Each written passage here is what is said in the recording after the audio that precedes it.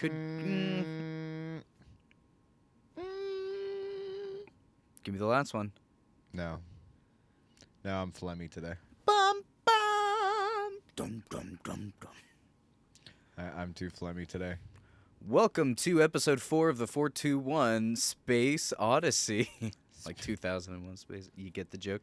I'm joined by Vanilla Dice today. Shut. Man, you latch onto a joke and just hold on to it. That's it. Every joke deserves to be told, man. Oh, Like, I'm glad you're proud of it because that was mine. I know you said it, and I'm like, oh, that's perfect. I didn't think of Dice's intro this week. It's perfect. I have to steal it. I don't know. Talk. What's your favorite Christmas memory? Oh shit. Welcome to Digging Up Repressed Memories Fun Time. Yeah. I'll be your guide. I don't know if it's my favorite, but my most apparent like the one it was me, Chia. I was younger. I was probably in like 10th grade, but it was like me, Chia, my mom, my dad, and an ex of mine, and my stepbrother's nephew all went to this what was it like? What would you call them? Like big village of lights, like that place you went and had the huge embarrassing story. Have I told that on the podcast? I don't know. I wanted to ask you if it was so. on the podcast of the third, because that's got to be your fucking story. I don't think it was on the last one. That's hilarious. And I don't know. I was young and stupid, so at some point, like, all me, Chia, and my ex just ended up ditching them and ditching my parents and my brother's nephew. And we went into a store, and I think I was trying to talk Chia into doing. I can't remember everything. Like, it was nuts. Into doing something. My mom came in and stopped us from doing anything, though. Like, I think I was trying to get him to. It might not have been Chia even. I don't know. Somehow my ex ended up riding the train there with my brother's nephew while me and Chia went off and just got into trouble and drank hot chocolate. Like, that's how the moral of the story came down to. I don't remember a lot of it, but it was the most apparent thing, because I remember seeing all the structures and stuff like that made of lights, and it was really cool. Those are that's quite a fortunate thing to forget about the story.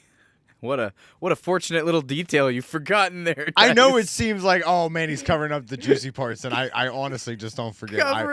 I've drank, smoked, slept since then. Like, oh, that's the name of the episode, covering up the juicy parts. I don't know. That's such a bad story, though. Like, it had like such a good opening, and then it'll be like a Fall Out Boy song. It'll be covering up the juicy parts, and then in parentheses, Merry Christmas.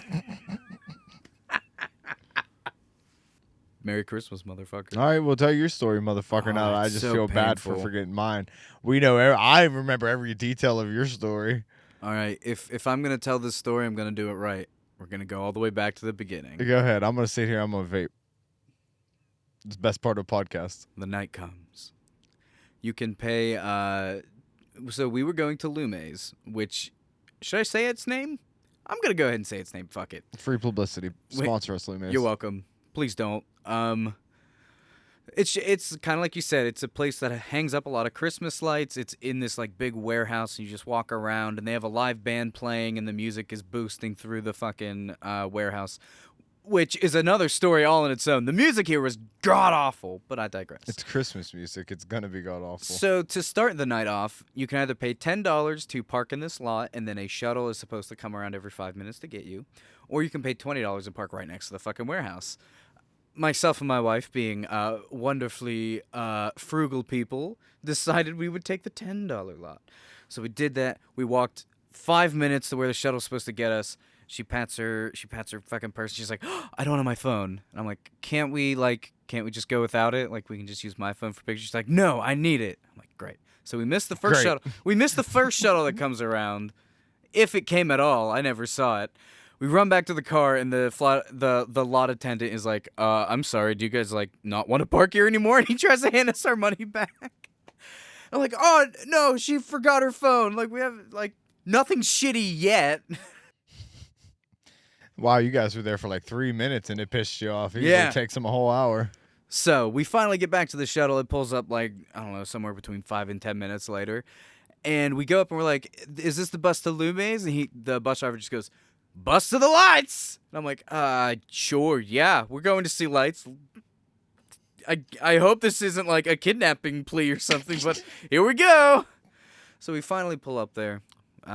We enter Lume's. There's a bunch of Christmas lights up. It's in funny sculptures. Ha ha ha. They had like a fountain It's that in was made funny out of Christmas sculptures? lights. They had funny sculptures. Like they had some Rudolphs, and like some Santa sculptures with like made out of Christmas lights and shit. Those are funny? I don't know, man. Okay. Funny looking. Regardless, it's Okay. Christmas lights. I mean, it's your story. It's Christmas lights. So we're walking through, and they have all of these stations set up for you to take pictures at. Because Here we go. that's how they get you to come. You see all the other people having great pictures, and you're like, damn, I want great pictures too. Great pictures is And- how I usually come. My wife, God bless her soul, Oh. saw one of these Christmas light picture stations, and it was a big horse-drawn carriage, all made out of Christmas lights. She was like, "You could." She turns around and looks me dead in the eyes. She's like, "You could be my Prince Charming," and I'm like, "God, this sounds awful."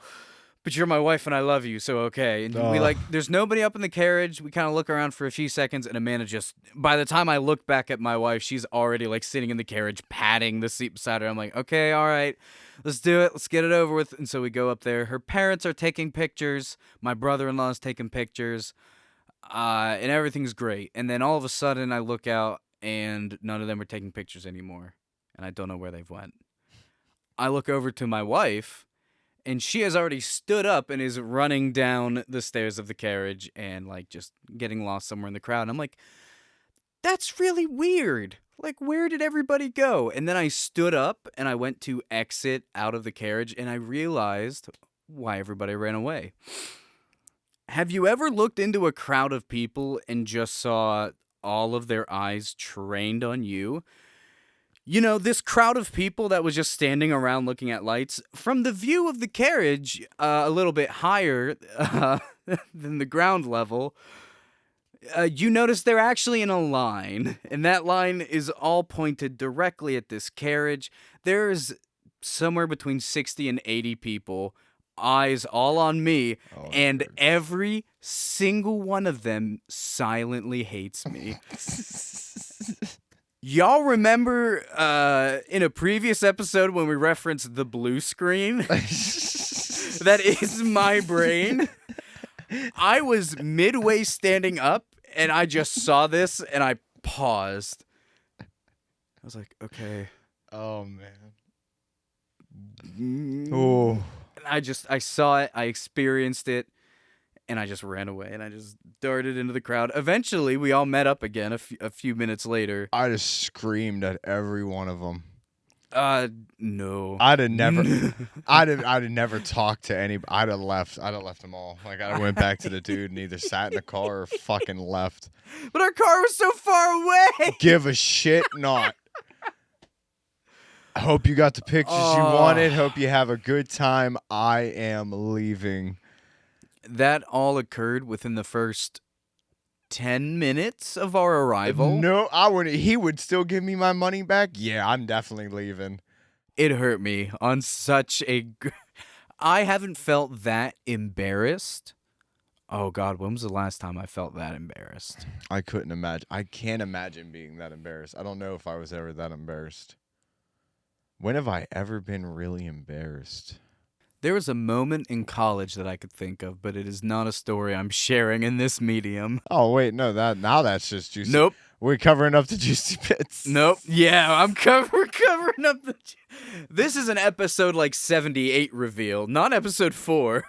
Oh, so it's like one that where that you have to have a following already before you can be like, okay, well, no matter what I say, a lot of people are gonna like me. So here we go. Man, I'm still trying to think of a time when I was actually embarrassed. Even after that, Amanda tried to get us to take pictures, and I was like, no, I'm not taking. We took one picture after that, and I was like, that's all you get. Like, I'm done here. I do not want to be seen by anyone. Oh, dude, I don't know. I know I said I was gonna fight before, but my instinct would be flight immediately in that situation. How are you gonna fight a crowd of 70 people angrily staring at you? Well, you can fight back to be like, dude, like, fight doesn't mean, oh, you're going to actually go out and punch. It just means like you would go against a situation like, sorry, guys, we didn't see anything. I would be quiet and then just either, if I seen my family again, yell. And if not, just be in the car and texting going, get a ride with your parents. Have a good night. I'm going to go jump off the bridge. Oh, my God. It was bad. It was real bad. When else have I been really embarrassed? When I auditioned for the music program at Cal U. Why? I've always had. It's gonna sound how it's gonna sound. I've always had a fear of like judgment. So Everybody specifically standing in a room of 3 people who are judging me on my ability to do one thing is terrifying. I fucked up my audition so bad. You suck at talent shows. Sure.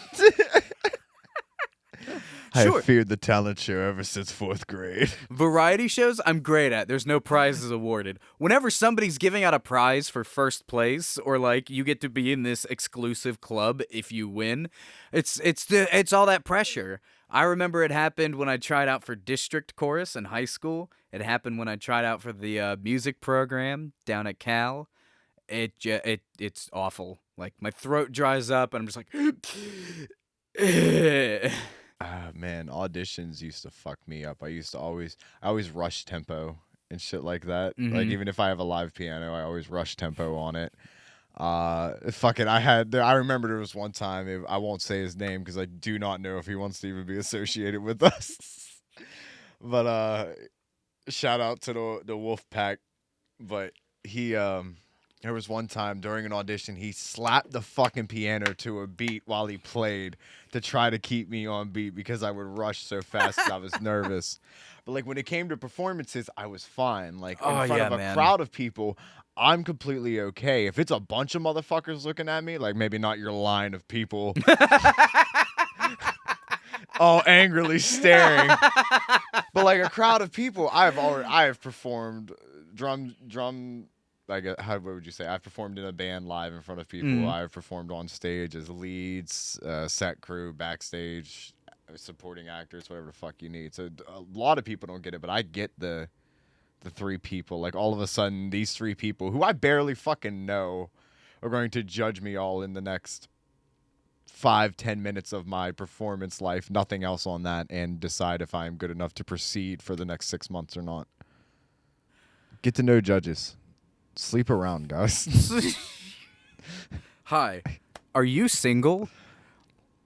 We're Salty Entertainment. What's our dating site service? Well, in this Salt case, Harmony Fun Time. I'm saying we should be sleeping around, so Sleazy Entertainment Fun Time would be my approach to this one. Oh, I was going with a more elegant touch. Oh, sultry sounds like we're talking about food.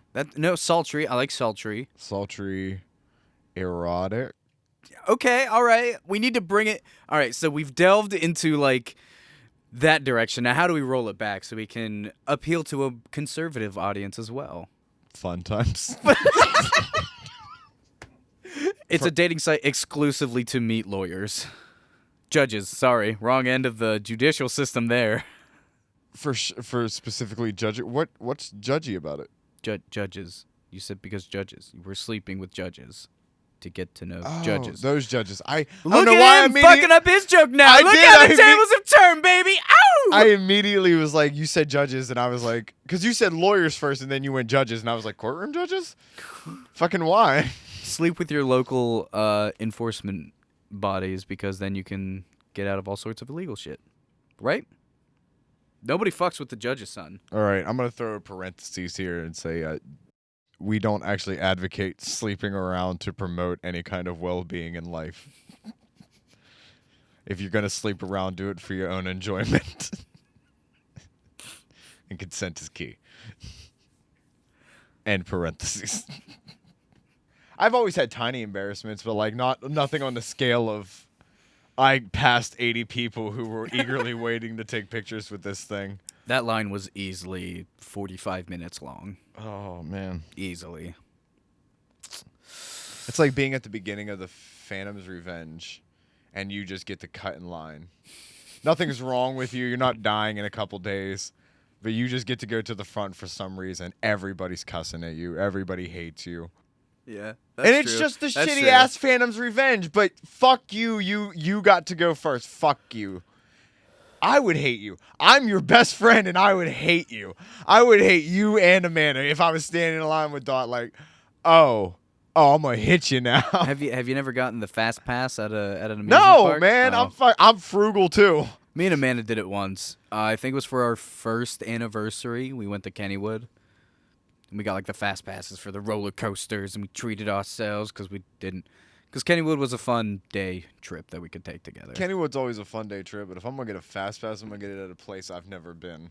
That's fair. Kennywood, I could sit there and bullshit for 30 minutes and be excited for 2. Fair. I've been single before. We also, I don't remember if it was for our second anniversary or one of our birthdays. Probably her birthday. We went to Hershey Park, and on the last day that we were there, we went for 2 days. We went to the park the first day. We did all the rides, had fun times, yada, yada, yada. The second day, we got there, and it started raining. So a lot of people left, but most of the rides were still open. So we rode like 3 times as many roller coasters in that 3-hour period than we did the entire day before. It was the fucking best. I was soggy as shit, but it was so much fun. It's just we constantly got the front seat for every single coaster, which had like 3 people in line. No, dude. And we all just gave each other like the nods of acknowledgement, like, yeah, this is fucking great, man. I don't care that I'm soggy. I hate that word. I hate that word more than moist. That's Soggy. Yeah, that's fair. I mean, there's a Soggy Bottom Boys. What? In constant sorrow. Oh, yeah. Still soggy. I don't like it. Yeah, me neither. I don't like anything that's soggy. Like, one of the most annoying feelings to me is when my jeans are wet and they just, like, cling to me. And Yeah. they're soggy. Oh, I hate it so much. I hate this is a really weird segue, but like I just really hate that fucking word. Like, moist can be described in such good things that people just hate the word for some reason. But like, Yeah. a moist cake is like one of the best things because dry cake fucking sucks. Yeah, it just crumbles Moist apart. cookies Nobody are wants fucking that good, shit. but you don't want a soggy cake. Nobody in their life's ever went, man, I want these soggy ass cookies.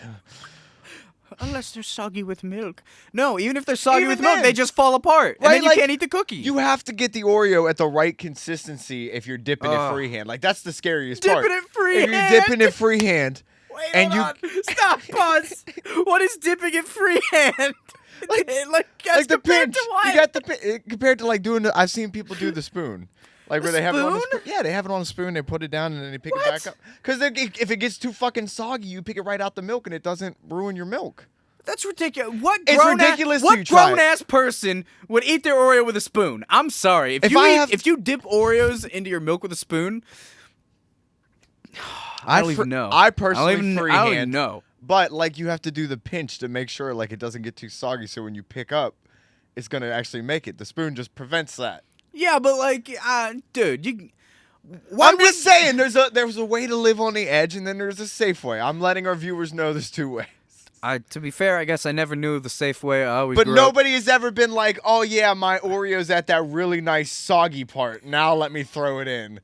Or no, it's not soggy enough yet. up. I don't know. The spoon's got you fucked up, don't it? This is a weird segue. This reminds me, like, when I was Second younger. episode title. Parentheses, weird segue. I think it was in middle school. I was staying over at my buddy. Yeah, I had a lot of buddies named Dylan, so we're just going to call him Dylan. I had one friend named Dylan. I had 3. Take your pick. Every white guy had a friend named Dylan. Fair. Fight me if I'm wrong. But I was staying over at my buddy Dylan's house, and we woke up and we went to get breakfast. And he's like, "Oh, dude, best breakfast cereal ever." And he just goes to the pantry, pulls out Pop-Tarts, breaks them up into little bits, and then pours milk over it. He's like, "It's Pop-Tart cereal. It's the fucking best thing you'll ever eat." He was right. It was the best thing fucking 8th grade Colby had ever eaten. But B, if you don't, like, there's a finite amount of time where you can eat it where it's that perfect state of not soggy, but not dry and crispy. Yeah. And if you miss that timing window, whew, you're in for a bad time, friend. It sounds like you broke a pastry up into, say, a top layer, middle layer, and bottom layer thing, and then put it in milk, and then used a spoon to eat it. No. One could say no, a one pastry could not say called a cookie or a absolutely flat not. pastry. It's in a with bowl. a filling. You don't get a fucking bowl of milk to go with your cookies. Well, no. I guess you don't get a bowl of milk to go with your Pop-Tarts either, but that's... Yeah, so I feel like I win this conversation. No, we're talking apples to like, oranges. I feel like I win. No, I may not make the most sense, but the fact that you just gave into it. You didn't know you were digging your own grave until you looked up and saw the tombstone. No, I'm confident that I didn't win that one. I had a weird segue off your other thing, and I don't know if you want to keep going or not. No, hit me with it. Well, for one, my friend, My friend. yeah, Dylan. Oh, Your okay. friend Dylan invented a cereal that now exists, because I do know there's actually Pop-Tart cereal, and there's not actually Oreo cereal. So There used to be. there's like Oreos. Yeah, Oreo had their own cereal. Yeah, I but it was believe. like Oreo. Like it Yeah. wasn't like Yeah, it wasn't wasn't mini Oreos. it wasn't like Cookie Crisp. It looks like mini Chips Ahoy's. Oh god, Cookie Crisp was the fucking best. Holy shit. It was the best cereal. Cookie I don't know, Crisp, Fruity Pebbles, man. Honey Fruity Pebbles Grams. slaps. Honey Grams I never got into. Honeycombs were also really fucking good. Loved honeycomb. Wait, Honey Grams. Is that the one that's like? Is the Honey Grams the one that looks It's like the yellow box. Cinnamon Toast Crunch, but it's honey? Yeah. Okay, basically. no, I fucks with Honey Grams. Then Honeycombs I don't like. Oh, dude, That my much. It's not like I don't like them. It's That was a cereal that my grandparents bought, but never my parents bought. So every time I went over to grandma and grandpa's, I'm like, hey, I'm going to stay the night and get to eat fucking honeycomb when I wake up. That's what I sounded like at 6, I guess. See, I was excited to go to my grandparents when I was excited to stay at my grandparents because my grandparents would actually wake up early enough to cook breakfast. Ooh. Like that's when I got bacon, eggs, toast, like all homemade, bought fresh from the farm down the street type shit. No, I always went over to grandma and grandpa's, and it was super fun because I knew I could stay up as late as I want and watch TV. That was often when I would watch Whose Line Is It Anyway?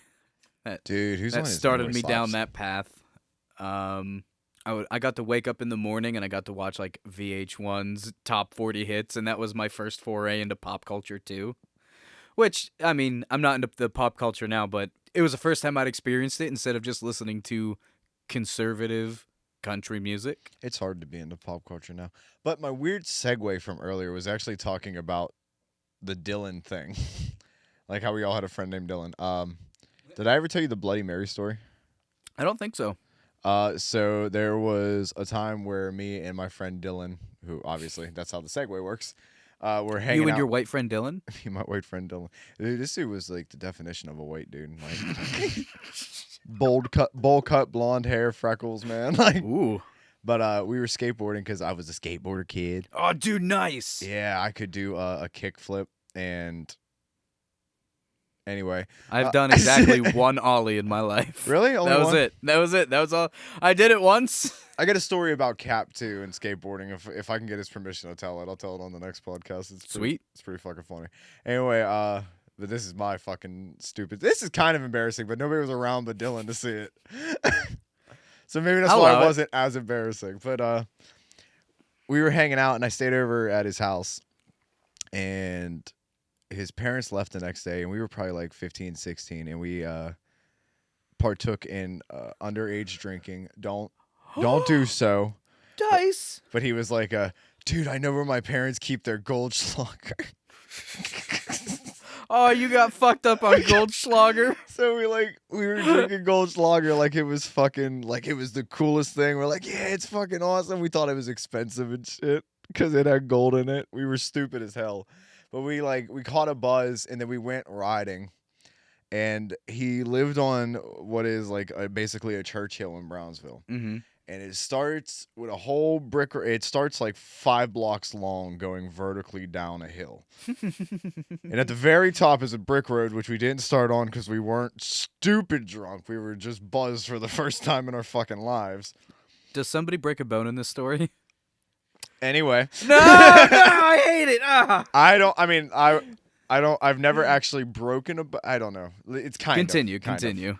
So basically, we start at the top, right below where the brick hill ends. So probably a block down. So it's 4 blocks. At the very bottom of this 4 block hill stands a statue of the Virgin Mary, right above, like right in front of right at the end of a parking lot.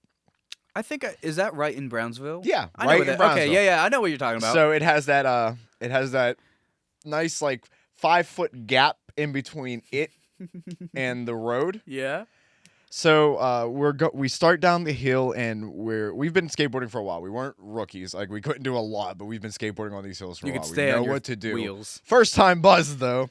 Me and Dylan make it down probably 2 blocks, and then it starts to catch that speed where you can feel the wheels start to shake, and like you have to actually like try to keep your balance and everything. And I see Dylan just like in my peripherals, and then he just veers into a fucking car. Ooh. Like he hits a trunk and like doubles over with his gut, and I'm laughing because it's funny to me. I'm laughing What an like asshole. crying. And I start to turn back, and I have traveled the remainder of the 4 blocks thinking I'm supposed to travel one more. I turn, my wheels hit the fucking end of the curb right where that statue's about to be. I fly 5 feet and bust one of my teeth off the goddamn statue.